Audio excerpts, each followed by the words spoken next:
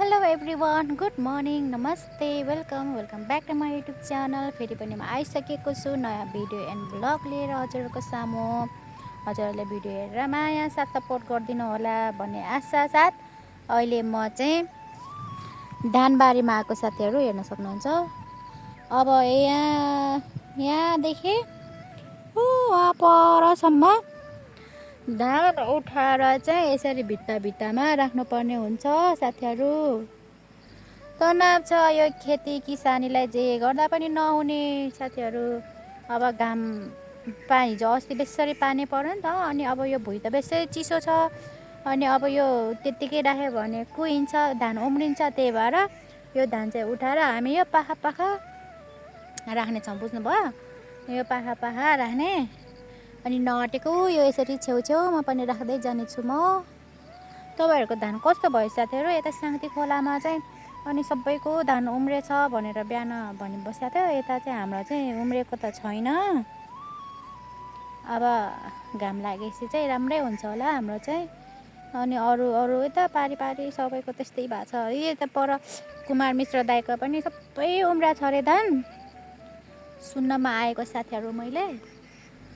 ल साथीहरू हेर्दै गर्नु होला। म चाहिँ अल्छी नानी सुत्यो, अनि नानी सुतेको मौका छोपेर म चाहिँ अब धान उठाउने छ।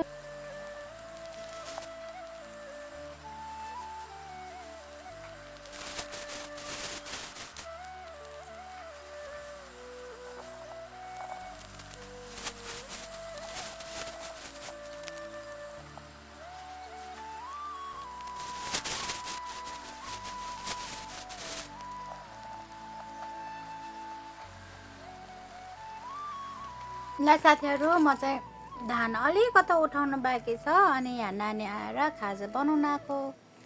खाजा चाहिँ यस्तो छ, मिठो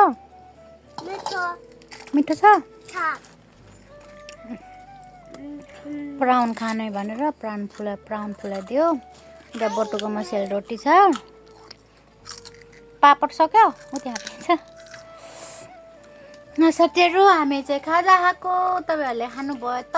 अब म खाजा खाएर फटाफट फेरि धान उठाउन जान्छु। म चाहिँ धानबारीमा आएँ सुन्तला खाँदै। मैले के उठायो भित्ता छेउ उता पल्लो गएर सबै उल्टाएँ। अब यति छ, अनि तलतिर छ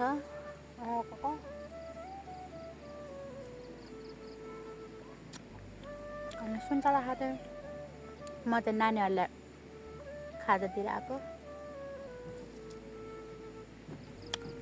भुटीमा पनि खाऊ भन्यो, नखानु थियो प्राउन खानेर भने प्राउन पकाइदिएँ। अनि कुन त सुन्तला दिएर आएको। आउनु ल खाने भए। ल साथीहरू, फाइनली फिजाएर सक्यो। यो बिचको चाहिँ उल्टाइदिएको पातलो पारेर। हेर्नु न, यस्तै छ त, यस्तै छ सबै। ल साथीहरू, दिनभर नै लाग्यो। 11:10 साढे 10 बजेदेखि धान पल्टाउन सुरु गरेको, उल्टाउन। अहिले कति 5 बज्यो। दिउँसो नानीहरूलाई खाजा खुवाउन एकछिन त घर आएँ। त्यहाँबाट गरेको गरे थकाइ लाग्यो। घाँटी दुखेको छ, रुगा मर्की लाग्नु होला। अनि मेरो सानो छोरी चाहिँ ढोका लाएर ढोकामा चुक्कु लाएर राखेको छ हैन। अनि दिदी चाहिँ भित्र कोठामा होमवर्क गरेछ।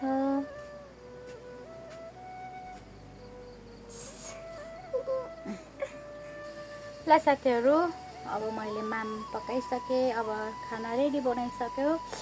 अब आज चाहिँ हाम्रो बुवा आउनु भएको छ अहिले चाहिँ, अनि बुवाले जुनार ल्याइदिनु भएको छ साथीहरू। जुनार र सुन्तला छ भन्दै आजको भिडियो यति नै साथीहरू। अर्को नेक्स्ट भिडियोमा भेटौँला। By by.